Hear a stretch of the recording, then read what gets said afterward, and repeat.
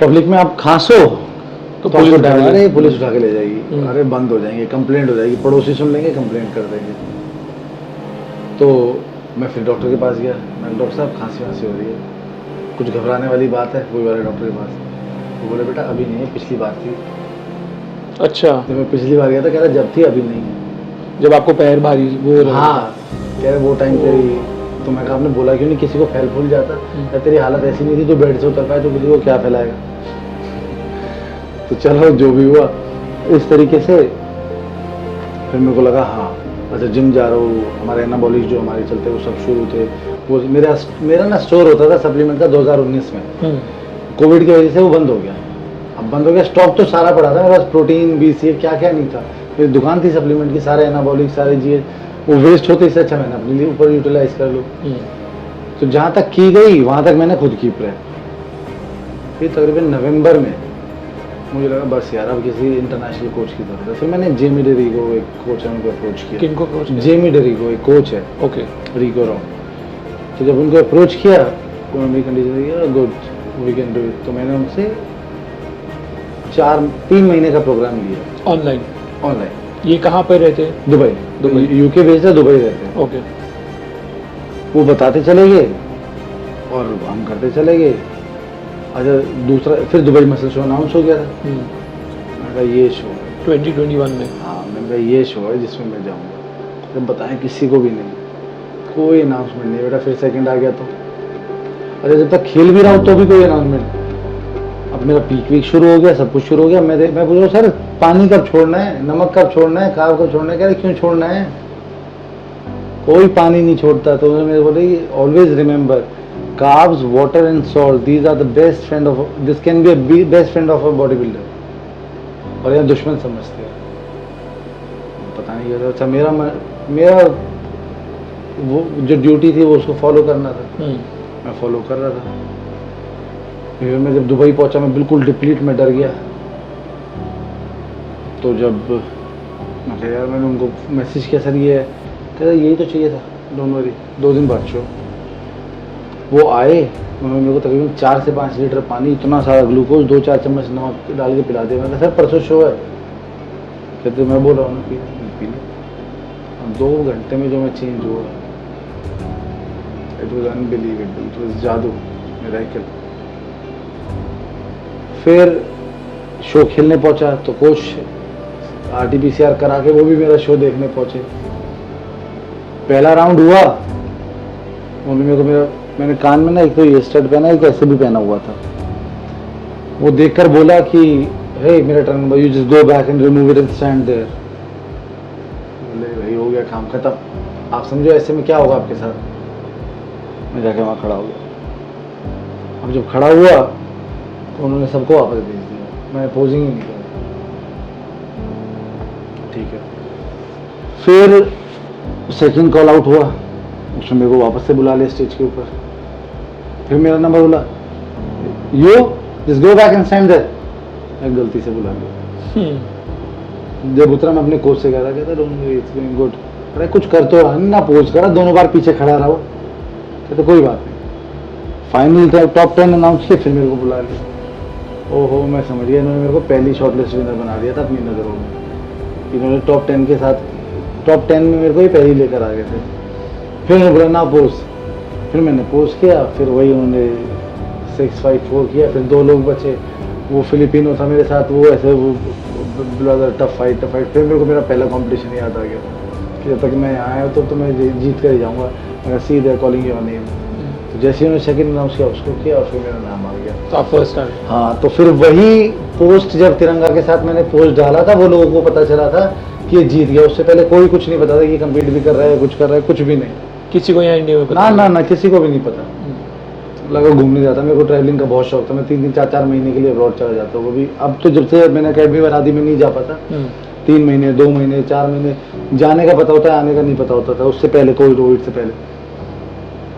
तो फिर इस तरीके से फिर उसके बाद मैं कोचिंग में आ गया। फिर यही नॉलेज जो मैंने सीखी ये आगे चलती चलेगी।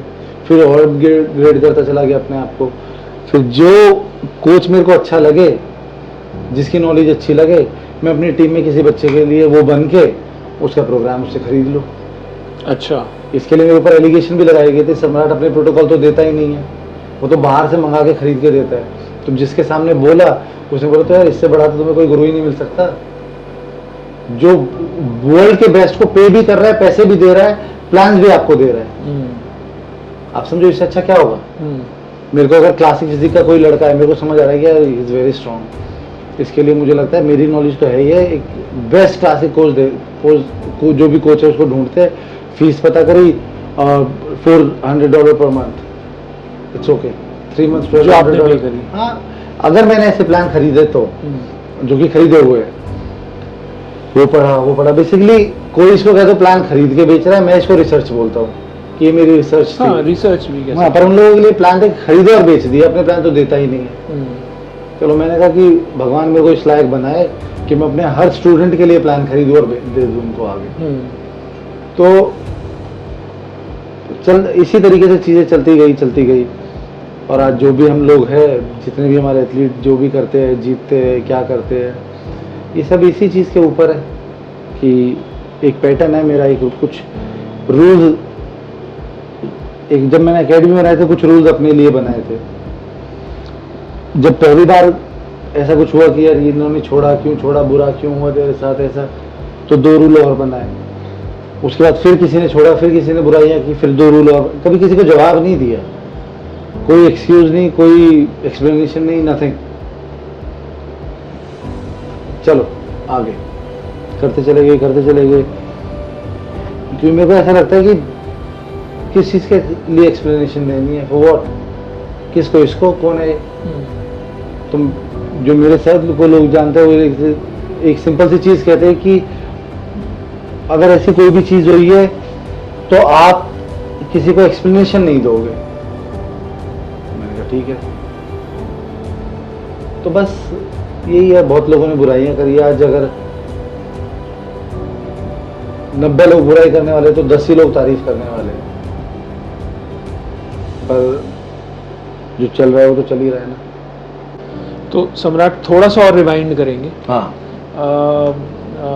आपकी थोड़ा एजुकेशन के बारे में बात करते हैं। आप दिल्ली से हैं? हाँ दिल्ली से, ईस्ट ऑफ कैलाश से, जमरूदपुर से। हाँ। तो कहाँ आपने स्टडी करी है, और मैंने सुना आपने इंटीरियर डिजाइनिंग भी करी है, तो थोड़ा उसके बारे में बताएं।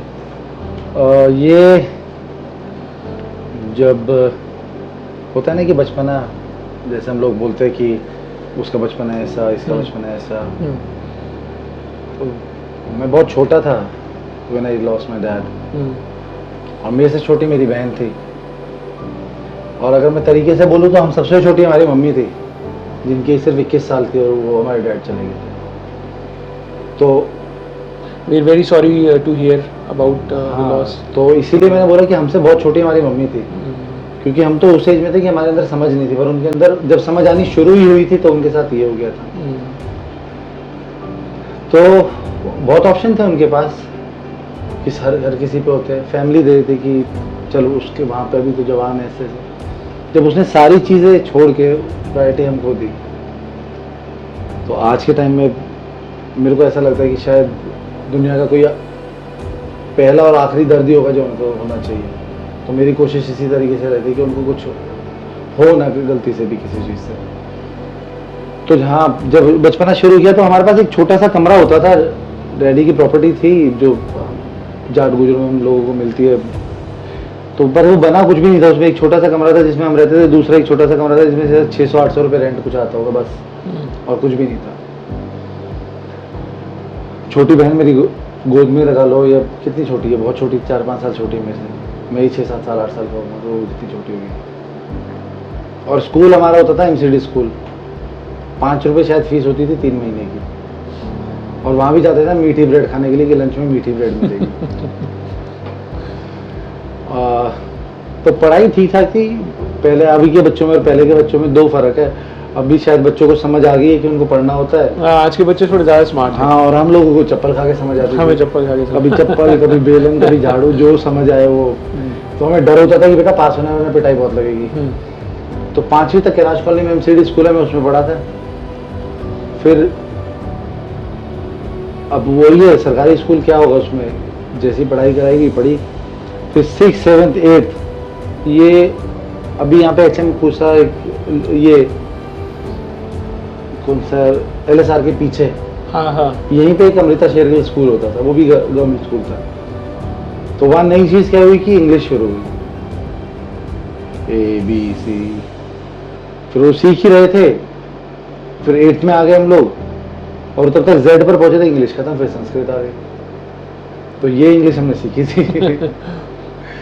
फिर 9th में फिर स्कूल चेंज करना था, फिर एक चिराग एनक्लेव में स्कूल होता था बड़ा फेमस, फिर हम उसमें चले गए।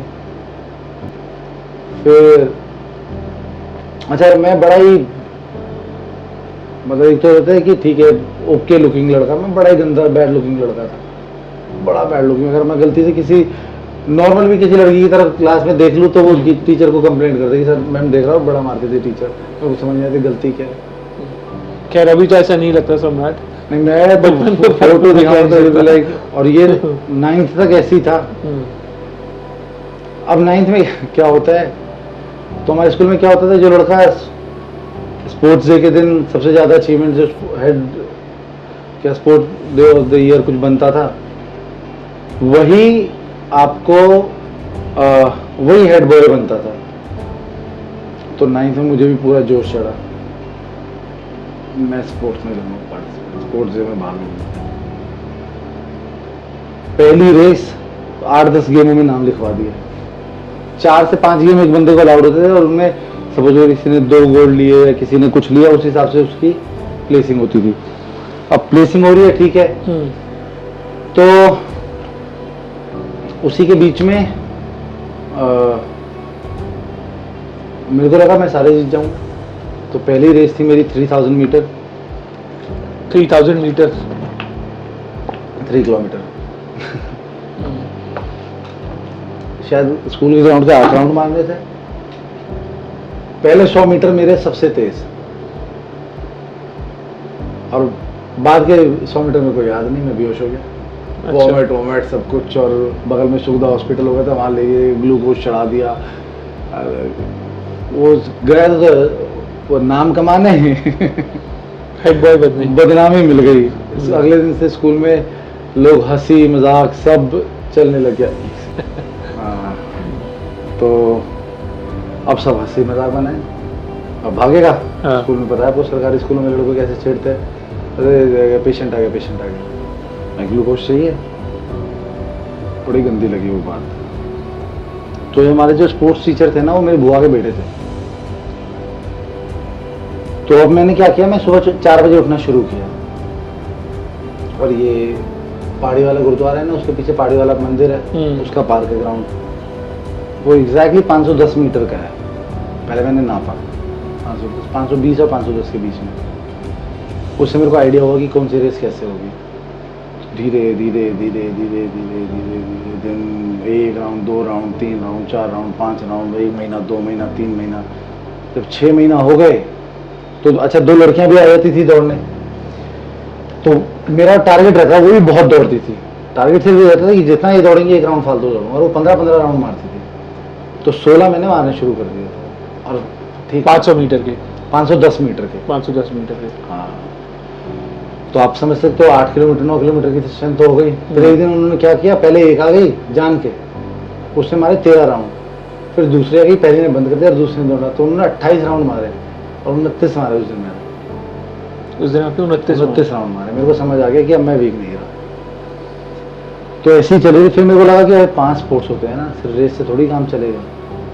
फिर जो शॉर्ट पुट होता है, मैं सर के पास गया, बुआ के बेटे थे, सरकारी स्कूल वैसे, सर वो शॉर्ट पुट चाहिए, क्या करें, प्रैक्टिस करूँगा घर में। तो मेरे को अच्छा जूनियर होता था मैं, सब जूनियर 9th 10th में आया था, 9th पिछले साल था, 10th में आया। अब उसमें 3 किलो कुछ का शॉर्ट पुट होता है, ये वाला नहीं, बड़ा वाला सीनियर वाला, वो 7 किलो 200 ग्राम का होता है, उन्होंने वो दिया।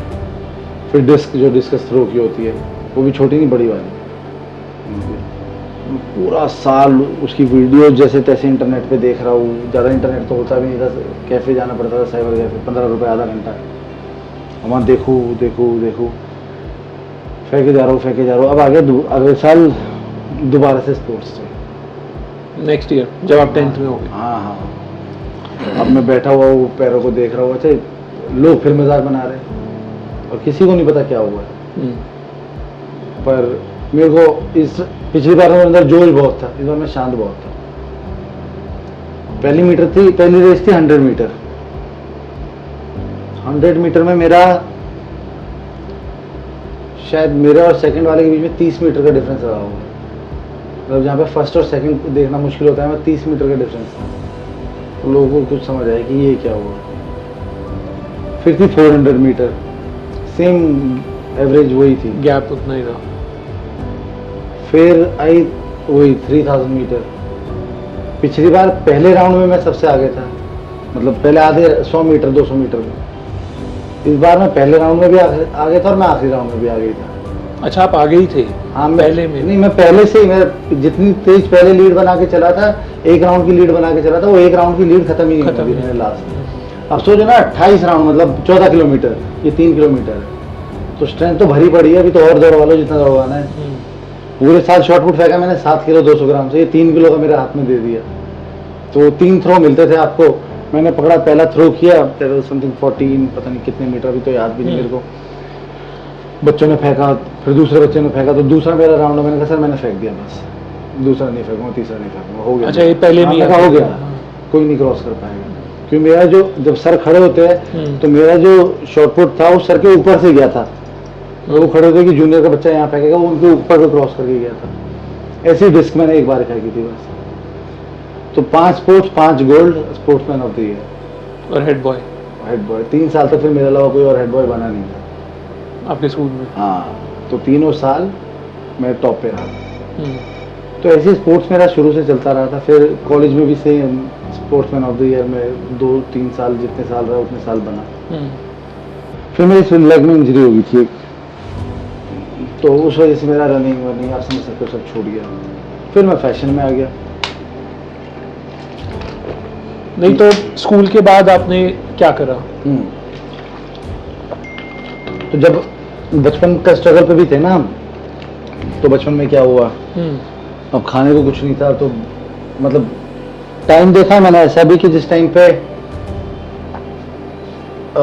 मम्मी को बोला नहीं, क्योंकि मेहनत उनकी और स्ट्रगल हमारे सामने था। मैं समझदार बहुत, अकल मेरे अंदर बहुत जल्दी आ गई थी, जिम्मेदारी। कई बार ऐसा होता है कि जब आपका घर का कोई एकदम ऐसा सदस्य चले जाता है ना, तो बच्चों पे और स्पेशली लड़कों पे समझदारी जल्दी आ जाती है, या तो बर्बाद हो जाते हैं, जल्दी आ जाती है।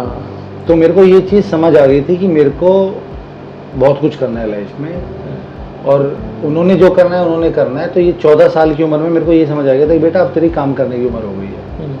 तो मूवीज़ जब मूवीज़ देखते हमने देखा होगा, बाहर लोग खड़े होते पेन और पेपर लेकर, कैसी लगी, सर्वे कर रहे होते, तो मैंने वो जॉब शुरू करी पार्ट टाइम 14 ईयर्स। हाँ, 14 ईयर्स में मेरे को शायद कुछ 95 रुपीज़ कुछ मिलते थे। कौन से सिनेमा के बाहर रहते थे आप? कोई वो कभी भी PVR भेज दिया, कभी पारस भेज दिया, कभी सपना भेज दिया, अलग अलग प्रमोशन। सिर्फ ये नहीं, कभी जूस का, किसी रेस्टोरेंट के बाद उसे कैफे का, तो ये घर वालों को भी नहीं पता होती थी। अब 3 घंटे करना है, क्या फर्क पड़ रहा है। आप समझो ना, 5 रुपए की इकट्ठी करके सब्जी लाने वाले बच्चे हैं कि तो एक ये मिला लिया, एक ये मिला लिया, एक ये मिला लिया, और उसके बाद फिर ये, अब जिसको 100 रुपये भी दिन के मिल रहे तो 3000 रुपये हो गए ना। जब मैं 11th में था, शायद 10th क्रॉस करके 11th में आया था, मैं 3 साल का पहली क्लास में ही गया था, मैंने नर्सरी KG कुछ नहीं करा। ओके। तो इसी हिसाब से मैं 15 साल का 12th कर चुका था। तो मेरे एक भैया थे, वो BMW 5 सीरीज जैसे कुछ ऐसा लाए थे उस टाइम पे, और very good looking, very dashing body और गर्लफ्रेंड्स। और मैंने उनको बोला भैया मैं भी ना, जब उससे पहले अकल नहीं थी, वो एक ही हाथ से अकल आ गई थी। मैंने उनको बोला भैया मैं भी ना बड़ा होकर मम्मी से बोल के ऐसी गाड़ी लाऊंगा। अच्छा, मेरा तो ये बोलना था, मुझे नहीं पता था ये बात मेरे ऊपर ऐसा असर छोड़ेगी। मैंने कहा ठीक है। कहता तेरा बर्थडे ना आ रहा है ना, चल शॉपिंग करने चलते हैं। वो मेरे को लेके सिसले, अभी तो सिसले नहीं आता, तो जैसे आज के लोग ज़ारा में पागल है, ऐसे उस टाइम पे लोग सिसले में बेनिटन का अपर ब्रांड होता था साउथ एक्स में, कोई 18-20 हज़ार के कपड़े दिला दिए, जूते भी, बैग भी, बेल्ट भी। गाड़ी चलानी मैंने बहुत पहले सीख ली थी, मतलब शायद 9th-10th में ही सीख ली होगी, क्योंकि डैड ना मेरे गैराज में ही काम किया करते थे गाड़ी ठीक करने का। तो ठीक है, फिर गाड़ी उन्होंने, अच्छा उनको भी इतना भरोसा था कि गाड़ी अच्छी चलाता है, तो उन्होंने कहा मेरे को ना मीटिंग में जाना है, ऑफिस की गाड़ी आ रही है, तो इस गाड़ी को ले जा, शाम को मेरे को अंसर प्लाजा में दे दिए। अब सोचो मेरी तो इच्छा एक ही दिन में पूरी हो गई, मम्मी से बोलने की जरूरत ही नहीं पड़ी। शाम को मैं अंसर प्लाजा वो जो राउंड अबाउट है गया, पार्किंग में गाड़ी खड़ी करी। अब आपके पास BMW 3, 5 जो भी सीरीज़ है, कपड़े आपने 20,000 के पहने हुए हैं, आपको पता है आपसे ज़्यादा गुड लुकिंग कोई नहीं है। मैं पहुंचा, मैं लोगों को लिटरली नोटिस कर रहा हूँ, BMW की चाबी हाथ में लगे, जैसे वो मेरी BMW की चाबी देख रहे हैं। तो वहाँ बैठा, थोड़ी देर के अंदर देखा लोगों की नज़रें ऐसे घूम गई, एक्चुअल में वो किसी को देख रहे थे, और वहाँ से वो भैया आ रहे। उन्होंने योनेक्स की शॉर्ट पहनी थी, ऐसी आती थी वो TT वाली, एक वाइट कलर की सैंडो, और जो रिलैक्सो की ब्लू और नीली सफ़ेद सी चप्पल आती थी वो, बस ऐसे आ रहे थे। और पब्लिक ऐसे देख रही उनको। मैंने कहा ये क्या हो गया, बॉडी बड़ी खतरनाक थी उनकी। तो बोला क्या कुछ समझ, क्या हो गया, क्या हो गया? भैया मैंने सब पहना हुआ है, आपको क्यों लोग अब भी देख रहे हैं?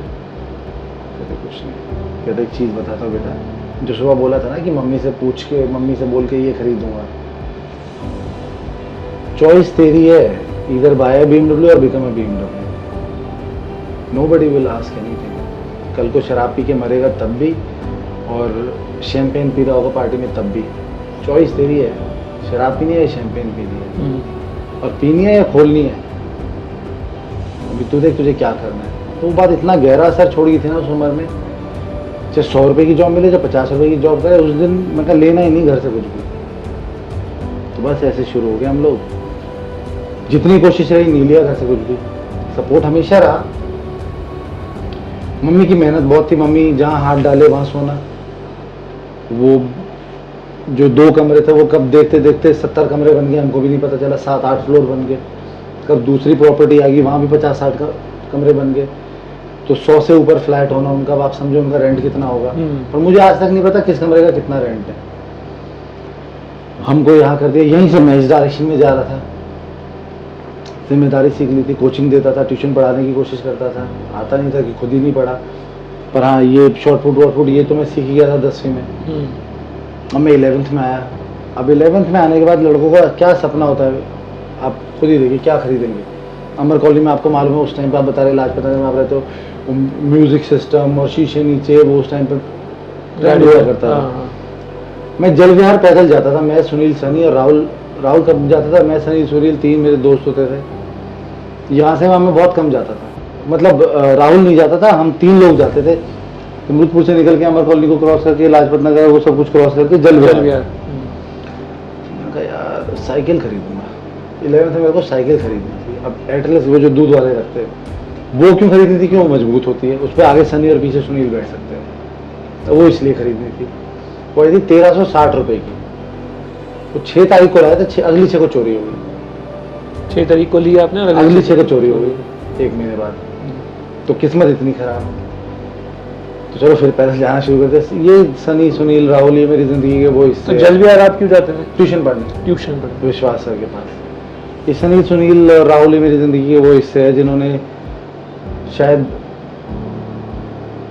अपना लंच नहीं किया होगा, और मेरे को जरूर उसमें ऑफर कर दिया। लंच में 5 रुपए का ब्रेड पकौड़ा, परोठा ये हमेशा खिलाते थे। अभी गूज़बम्स होने शुरू हो गए उसको टाइम को याद करके।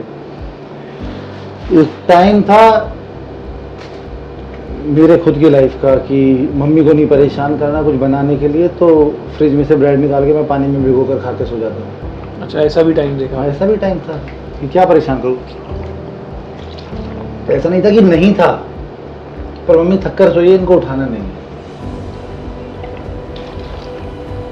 वहीं पर मेरे ये पिलर थे 3 मेरे साथ में, सनी, सुनील और राहुल, जिन्होंने कभी भी मेरे को जिंदगी में नीचे नहीं गिरने दिया। ये आपके स्कूल फ्रेंड्स हैं? ये मेरे बचपन के फ्रेंड है, ये मेरे पड़ोसी, मेरे भाई, मेरे कुछ भी कह सकते हो। मतलब अगर ये 3 नहीं होते, आज मेरे को शायद इन 3, राहुल से मिले हुए तो 6-7-8 साल हो गए होंगे, सनी, सुनील से मिले हुए भी 5-7 साल हो गए, सनी से फिर भी 2-3 साल पहले मिल गया था। मतलब क्यों यहाँ रहते नहीं हो? हाँ, सब अपने अपने काम में चले गए। राहुल किसी अच्छे स्टोर में GM है, सुनील टीचर है, सनी जामिया में प्रोफेसर है, टीचर है।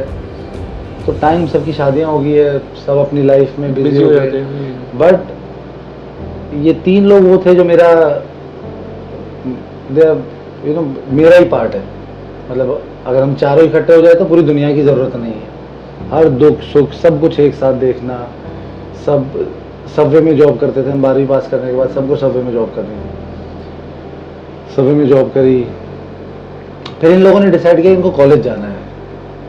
मेरे को लगा नहीं यार, मेरे को नौकरी करनी है। मैंने वोडाफोन में नौकरी ली 4500-4800 रुपये महीने में। ये 2006 की बात है, 2005 और 6 की। GK2 में होता था, फिर वहाँ चले गए। फिर मैंने नेहरू प्लेस में वोडाफोन का एक कॉल सेंटर होता था, वहाँ जॉब कर ली। 4500 या 5000 रुपये सैलरी थी। 13 ही दिन हुए थे जॉब करते हुए, तो मेरा डिसीजन था मैं नहीं जाऊँगा।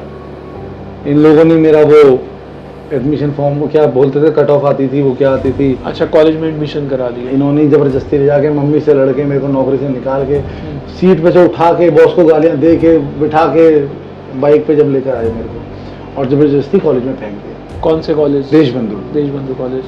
और ये एहसान, मतलब मैं आज अपना सब कुछ भी इनको दे दूं तब भी नहीं उतार सकता। मतलब भगवान ऐसा कभी करे ना कि इनको मेरी जरूरत पड़े। ये हनुमान जी सामने, और ये गवाह है कि मैं अपने आप को जीरो करने से पीछे नहीं हटूंगा। अगर मेरा सब कुछ देने से इन लोगों की लाइफ बन जाएगी, अगर इनको जरूरत पड़े मैं 1 मिनट नहीं लगाऊंगा देने में, और ये लोग भी जानते हैं। तो फिर ये कॉलेज ले गए।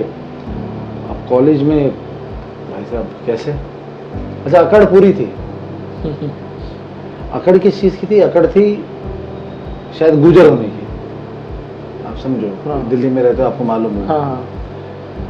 तो ये ऐसा कहा जाता है कि जब भगवान बंटवारा कर रहा था ना चीज़ों का, ये दिमाग, ये पैसा, ये इसका, ये तो सारे भगवान चले गए पंडित के हिस्से में, पैसा चला गया मारवाड़ी पंजाबियों के हिस्से में, पढ़ाई वढ़ाई चलेगी ये पंडितों में, ये उसमें सब कुछ खत्म हो गया। हमारे गुजर पहुंचे लेट, तो उस टाइम पे सिर्फ अकड़ बची थी भगवान के पास। तो उसने बोला कि भाई ये बचा और एक बैल बचा है, तो अब एक बैल से तो खेत की जुताई भी नहीं कर सकते। तो बोला कि क्या लेगा तू बता। भगवान अकड़ ही दे दो। जाते जाते बोला ये बैल भी दे दो। उसने दे तो दिया, भगवान ने पर पूछा इसका क्या करेगा? कह रहा अकड़ तो दे दी ना, दूसरा थप्पड़ मार के छीन लूंगा नीचे जाकर। तो अकड़ वो थी। अब कॉलेज गए, एक लड़की ने पूछा कि यू इन विच स्ट्रीम, ये समझ ही नहीं आया। आधी अकड़ तो वहां खत्म हो गई। फिर उसने हिंदी में पूछा तुम कौन से स्ट्रीम में? तब स्ट्रीम का मतलब बताओ तो बताओ ना। मैं भाग गया वहां से। अच्छा। और भाई साहब मैं नजर छुपा छुपा के भागू उस लड़की से, दिखो ना बेइज्जती पहले दिन। तो ऐसे करके लगा कि यार ये तो कहानी खराब है। अच्छा, फिर एक अंकुर शर्मा कोरियोग्राफर होते थे, फैशन कोरियोग्राफर, जो दिल्ली यूनिवर्सिटी की टीम्स को कोरियोग्राफी करते थे, देशबंधु की टीम को। उन्होंने एक दिन मेरे से पूछा तू मॉडलिंग करेगा? मैं हंसने लग गया उसी के ऊपर। मैं कैसी बात कर रहा हूँ, मैं मॉडलिंग करूँगा? मैं बिलो एवरेज लड़का, मतलब बिलो क्या, जैसे BPL होता है ना, बिलो पॉवर्टी लाइन में, ऐसी लुकिंग में था कि, तो मैं हंसने लग गया। कह रहा है सच में? मैं करना क्या होता है? कैसे चलना होता है? मैं मजाक करने उसके साथ चल नहीं गया। मैं चलो, तो उसने मेरे को फैशन टीम जब नई बनाई थी उससे मिलवा दिया। अब हम लोग ऐसे करें, प्रैक्टिस करें, यहाँ चले वहाँ चले। मेरे हंसी आ रही कि करना क्या रहे। अच्छा, 1 महीने से ज़्यादा हो गए थे हम यही सुन रहे थे, अरे तुम्हारे सीनियर थे ना हाशिम और फरद, हाशिम सुनना गाने लगी थी, वो ऐसे थे, उनकी बॉडी ऐसी थी, ये वो। एक दिन फरद आ गया, कह रहे वो अब से आएंगे, फ्री हो जाए। वो ग्लैडरेक्स के मिस्टर इंडिया बन रहे थे उस टाइम पे, बेस्ट बॉडी। अब सोचो कहाँ ग्लैडरेक्स, कहाँ कॉलेज में नया एडमिशन ले रहे हैं, कहाँ कॉलेज की टीम में हिस्सा लेने की कोशिश कर रहे हैं। तो जब फरद आया, ओ भाई साहब, मतलब जो उसने बोला वो कम था, जो अंकुर बता रहा था 1 महीने था वो सच में कम था। वो फरद को देखकर पता चली। ए भाई साहब, ये गुड लुकिंग लड़का, अरे 30% अकड़ खत्म, 70 भी बची है। वो आ गया, उसने फिर आ गया हाशिम। अरे 6 पैक पहली बार जिंदगी में सामने देखे थे, उससे पहले सिर्फ स्क्रीन पे पोस्टर्स पे ही देखे थे। वो शनि बाजार में जो बॉडी बिल्डर के पोस्टर्स मिलते थे, मेंस फिजिक नहीं, मॉडलिंग, सिर्फ बॉडी बिल्डर। और वो जब आए इतने लंबे लंबे उसके बाल, उसको देख के वो 40% और खत्म, 30% अकड़ बची। और वो हमसे बात करना था बहुत दूर है, हमसे लोगों को पता है कैसे बोले, लड़के थोड़ा साइड होइए। वो शो स्टॉपर भाई साहब आशिक फरद शो स्टॉपर से पहले हम लोग कहीं चिल्लड़ में साइड में खड़े होते थे। पहला शो था लेडी हार्डिंग मेडिकल कॉलेज में, लेडी हेरोइन कॉलेज में, चले गए वहाँ। अच्छा एब्स एब्स हमारे कुछ भी नहीं थे, गुजरों के बच्चे भाई सब पे ध्यान देते थे कि बस ये बड़ा होना चाहिए, पेट जितना मर्जी जाए। ये अंकुर को लगा था कि हम कर लेंगे तो एहसान है अंकुर का, तो वो हमको सूट वूट पहना के स्टेज के ऊपर रैंप के ऊपर ले आए, हम चल के चले गए। वहीं पे फरद भाई साहब आते टावल लपेट के, हाशिम आता है टावल लपेट और Six abs, और ये और अच्छा जैसे आजकल सीके वीके के आते हैं ऐसे शॉर्ट्स पहने थे, तो वो टावल भी निकाल के उसने पब्लिक में फेंक दी लड़कियों के कॉलेज में। और लड़कियां पागल, और एक दो को तो उसने ऐसे ऊपर उठा के अपने साथ लेकर भी चले गए। उस दिन वो 30% अकड़ भी खत्म।